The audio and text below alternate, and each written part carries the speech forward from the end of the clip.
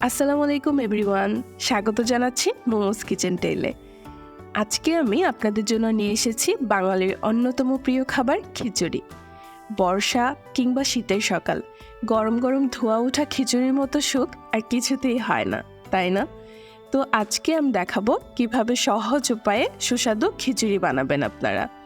আশা করছি ভিডিওটি শেষ পর্যন্ত দেখবেন। আর হ্যাঁ, ভিডিওটি যদি ভালো লাগে লাইক, কমেন্ট, শেয়ার আর সাবস্ক্রাইব করতে ভুলবেন না। আমি আজ মাখানো খিচুড়ি করে দেখাবো আপনাদের। এই জন্য শুরুতে একটি প্যান নিয়ে এর মাঝে দিয়ে দিচ্ছি 2 কাপ চিনিগুড়া চাল। আমি আগেই চাল আর ডাল আলাদা করে ধুয়ে পানি ঝরিয়ে রেখেছিলাম। এবার দিয়ে দেব 1 কাপ ডাল।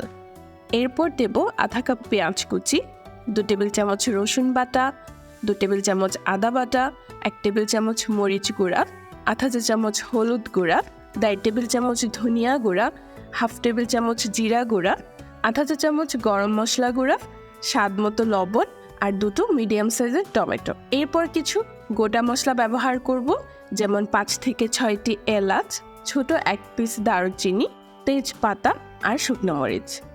এবার 3 টেবিল চামচ সরিষার তেল দিয়ে সবকিছু খুব ভালোভাবে মেখে নেব। এই রান্নাটাতে সরিষা আর শুকনো মরিচের ফ্লেভারটাই খিচুড়ির টেস্টে ভিন্নতা আনবে। এখন 6 কাপ পরিমাণ গরম পানি দিয়ে খিচুড়িটাকে মিডিয়াম আঁচে চুলায় বসিয়ে দিলাম।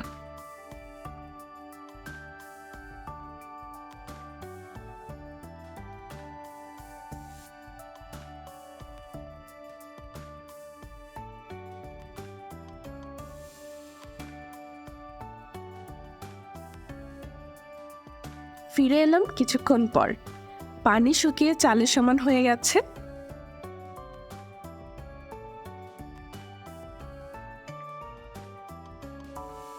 এই মুহূর্তে আমি খিচুড়িটাকে একটু নেড়েচেড়ে 6 থেকে 7টি কাঁচামরিচ দিয়ে দিলাম।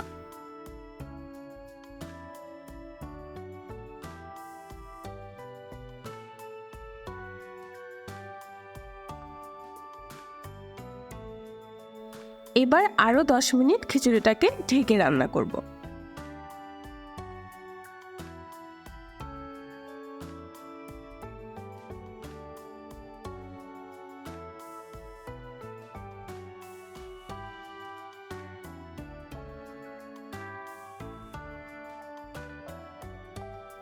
দশ মিনিট পর খিচুড়ির উপর কিছু ধনেপাতা ছিটিয়ে শেষ করলাম আমার আজকের রেসিপি।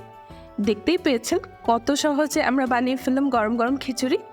বর্ষার দিনে খিচুড়ির সাথে ভাজা ইলিশ বা গরুর মাংস ভুনা হলে আর কিছুই লাগে না।